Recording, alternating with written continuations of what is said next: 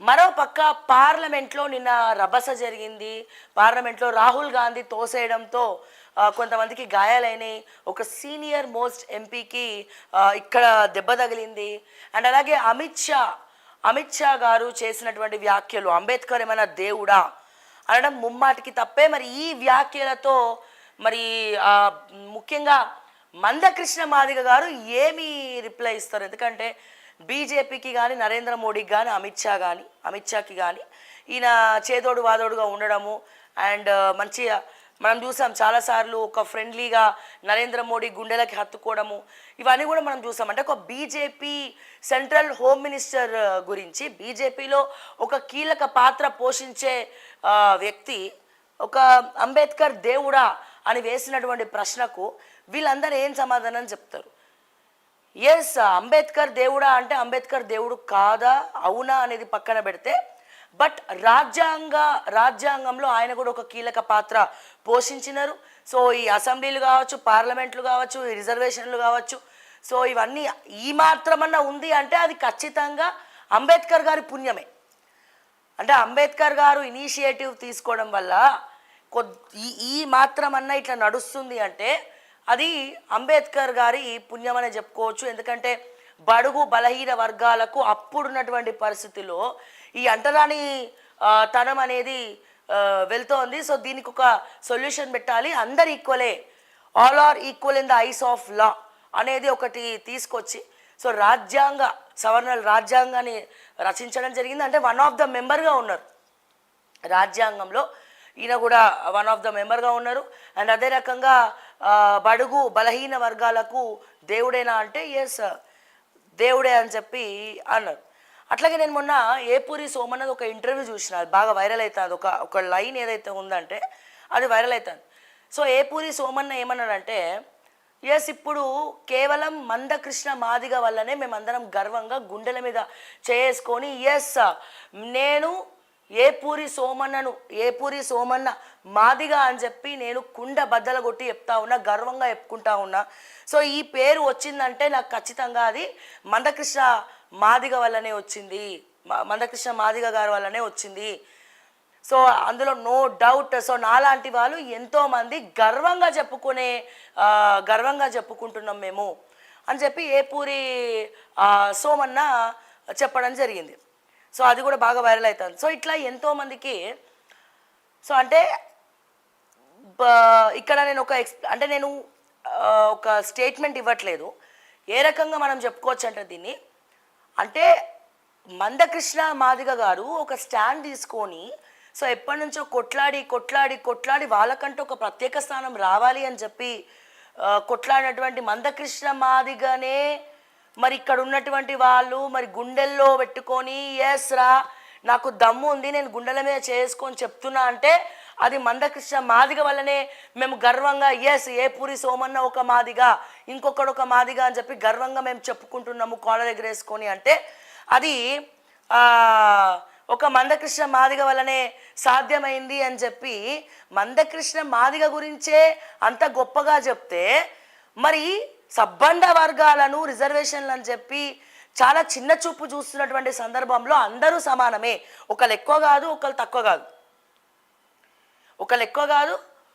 తక్కువ కాదు అని చెప్పి వీళ్ళందరికీ ఒక హోదా కల్పించింది అంబేద్కర్ గారిని. మరి ఇంకెంతమంది గుండెల్లో పెట్టుకోవాలి? ఇప్పుడు గర్వంగా చెప్పుకుంటున్నా నేను ఒక మాదిగా అని చెప్పి దీనికి కారణం మందకృష్ణ మాదిగా అని చెప్పి ఏపూరి సోమన్న లాంటి వాళ్ళు చెప్తున్నప్పుడు మరి అంబేద్కర్ని ఇంకెంతమంది గుండెల్లో పెట్టుకోవాలని చెప్పి నేను అమిత్ షా గారిని నేను అడుగుతా ఉన్నా ఈ సందర్భంగా. ఈ వ్యాఖ్యలు బీజేపీకి ఎందుకో కొంచెం గ్రాఫ్ తగ్గించే పనిలో ఉందా? అండ్ ఒక రకంగా చెప్పాలంటే ఇప్పుడు ఈ రిజర్వేషన్స్ వల్ల వాళ్ళు వీలైనరు వీళ్ళు వాళ్ళైనరు. సో ఒకప్పుడు అంటే మా ముందు జనరేషన్స్ ఎట్లుండేవి ఏంది పరిస్థితులు అనేది మాకు తెలియదు. ఎందుకంటే ఇప్పుడైతే ఎవరం కూడా క్యాస్ట్ ఈక్వేషన్స్ చూడట్లే. మన దరిద్రం ఏంటంటే భారతదేశంలోనే ఈ రిజర్వేషన్ల గురించి కొట్లాటలు పంచాయతీలు మన భారతదేశంలోనే. అదర్ కంట్రీస్కి వెళ్తే కనుక అక్కడ రిజర్వేషన్ అనేది ఏమి ఉండదు. ఎవరు చదువుకున్నోడికే మార్కులు, కష్టపడేటోడికే పని.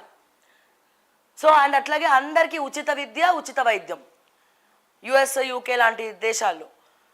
కానీ మన భారతదేశంలోనే ఇట్లా ఉంది. మరి ముందు ముందు సిస్టమ్ మారుతుందా ఏమో తెలియదు. సో ఏంది మనం మళ్ళీ కులం అడిగినోడిని చెప్పుతోనే కొట్టు అని చెప్పి చెప్తారు.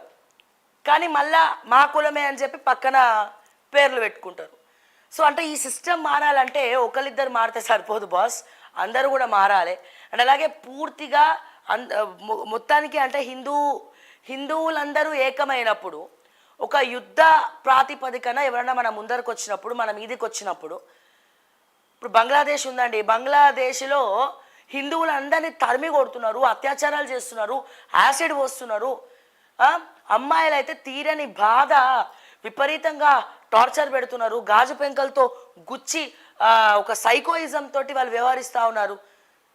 మరి వాళ్ళు పోయి హిందువుల మీద దాడి చేసినప్పుడు బంగ్లాదేశ్లో, అరే నువ్వు ఎస్టీయా, నువ్వు ఎస్సీయా, నువ్వు ఓసీవా, నువ్వు రెడ్డియా, నువ్వు బ్రాహ్మణా, లేకపోతే నువ్వు గౌడా, నువ్వు యాదవా, నువ్వు ఏ కులము అని చెప్పి వాళ్ళు అడిగి చేస్తున్నారా దాడి? అంటే నాకు వచ్చింది డౌట్, నేను చాలా చిన్నదాన్ని యాక్చువల్గా, చాలామంది పెద్ద పెద్ద వాళ్ళు ఉన్నారు. బట్ ఏంటంటే నాకు వచ్చినటువంటి డౌట్ ఏంటంటే, మన మీదకి ఎవడన్నా వచ్చినప్పుడు కులం అడిగి చంపుతాడా, లేకపోతే నువ్వు హిందూ అని చెప్పి చంపేస్తాడా? సో ఇప్పుడు అట్లాగే వరల్డ్ వార్ జరగబోతుంది, వచ్చే అవకాశాలు కనబడుతున్నాయి, అణుబాంబులు తయారు చేస్తూ ఉన్నారు. ఓకే, దీనివల్ల విపరీతమైనటువంటి డ్యామేజ్ జరిగే అవకాశం ఉంది భారతదేశానికి కూడా, నాట్ ఓన్లీ ఇండియా. సో యావత్ ప్రపంచం మొత్తం కూడా ఎన్నో రకాలుగా, వివిధ రకాలుగా డ్యామేజ్ అయ్యే పరిస్థితులు అయితే ఏర్పడ్డాయి. సో బ్రహ్మాస్త్రం, మన హిందువులు అయితే దాన్ని బ్రహ్మాస్త్రం అంటాం. ఒకప్పుడు ఎప్పుడో పూర్వీకులే ఆ బ్రహ్మాస్త్రాన్ని, కురుక్షేత్ర యుద్ధం జరిగినప్పుడే బ్రహ్మాస్త్రాన్ని వాడడం జరిగింది. అప్పుడు శ్రీకృష్ణుడు వచ్చి ఆపుతారు, ఆ బ్రహ్మాస్త్రం వదిలినందుకు ఒక శాపం పెడతాడు. సో ఆ శాపం ఏందో కూడా మీరు కల్కిలో కూడా, కల్కి సినిమా చూసిన వాళ్ళకు కూడా కొంచెం లింక్ అనిపిస్తుంది దానికి. ఓకే, సో ఇట్లా చెప్పుకుంటూ పోతే చాలా ఉంది. ఇప్పుడు అటువంటి అనుభవంని కూడా తయారు చేస్తున్నారు. ఆ బ్రహ్మాస్త్రం అంట మొత్తం డ్యామేజ్ అయిపోతుంది అంతా.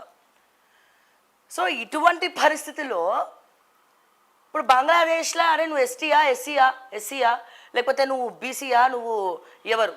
ఫస్ట్ అక్కడ గొడవ అయింది రిజర్వేషన్. అక్కడ ఉన్న లోకల్స్కి, ఎవరైతే అక్కడ ఫ్రీడమ్ ఫైటర్స్కి ఉద్యోగాలు ఇవ్వద్దు అని కొంతమంది, ఇవ్వాలని చెప్పి కొంతమంది. సో రిజర్వేషన్ చిచ్చు పెట్టి, ఆ రిజర్వేషన్ చిచ్చు పోయింది, అన్నీ పోయినాయి. తర్వాత ఏం గొడవైంది? రిజర్వేషన్ చిచ్చిపోయి అన్నీ పోయి హిందువుల మీద దాడి.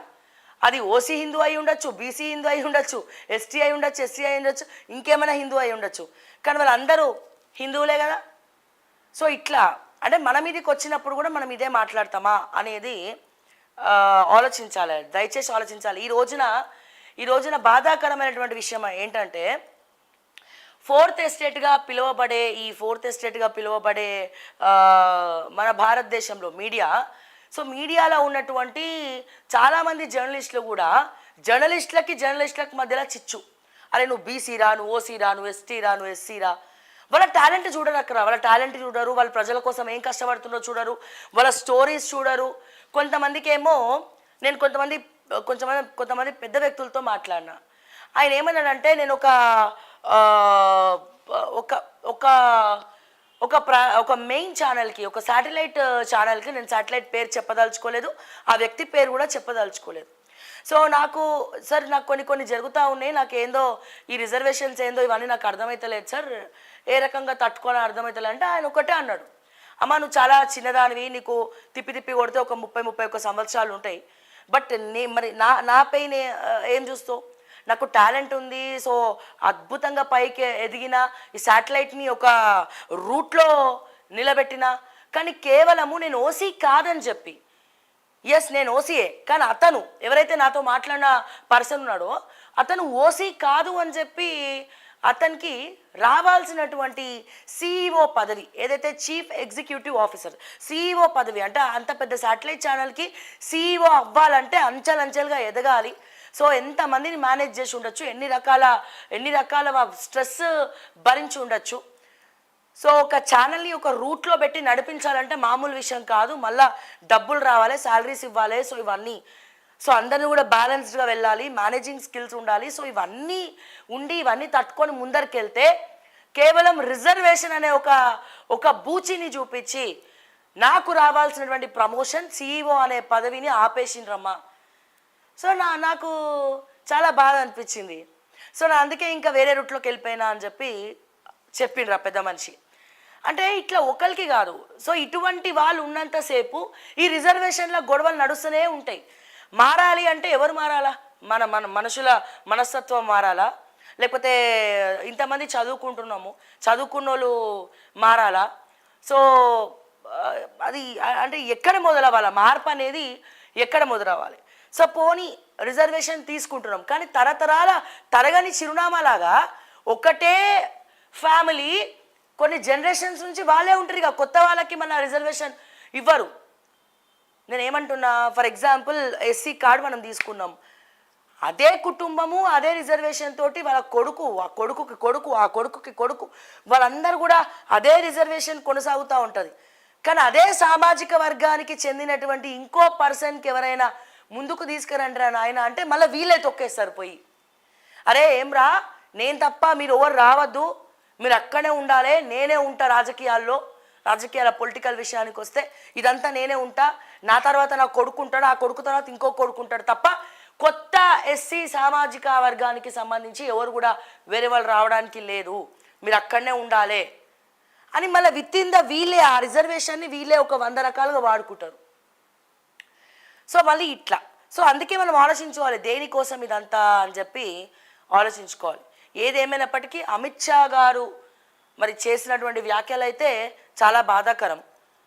దాన్ని అందరూ కూడా ఖండించాల్సిందే.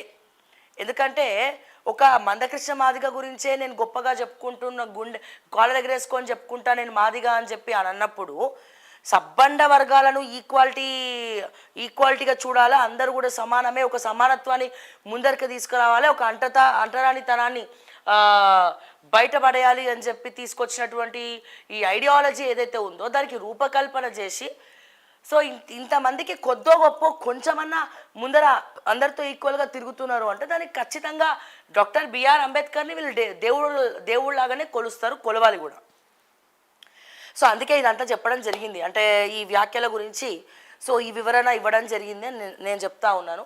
సో ఎవరి మనోభావాలను దెబ్బతినుంటే కనుక దయచేసి క్షమించండి.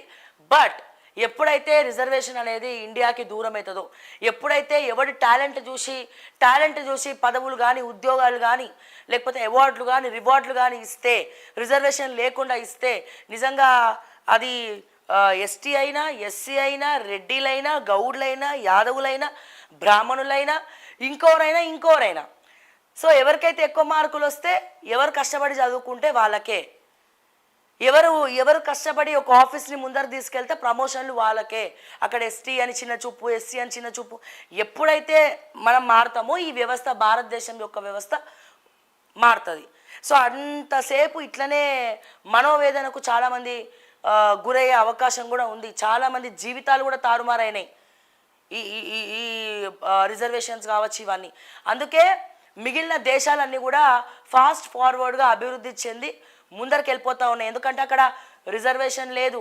ఒక స్నేహం చేయాలంటే నువ్వు ఎస్టీఆ ఎస్సీ అని ఎవరైనా అడుగుతారు. ఇప్పుడు నా ఫ్రెండ్స్ ఉన్నారు, నాకు ఎస్సీలు ఉన్నారు, ఎస్టీలు ఉన్నారు, లేకపోతే రెడ్డిలు ఉన్నారు, యాదవులు ఉన్నారు.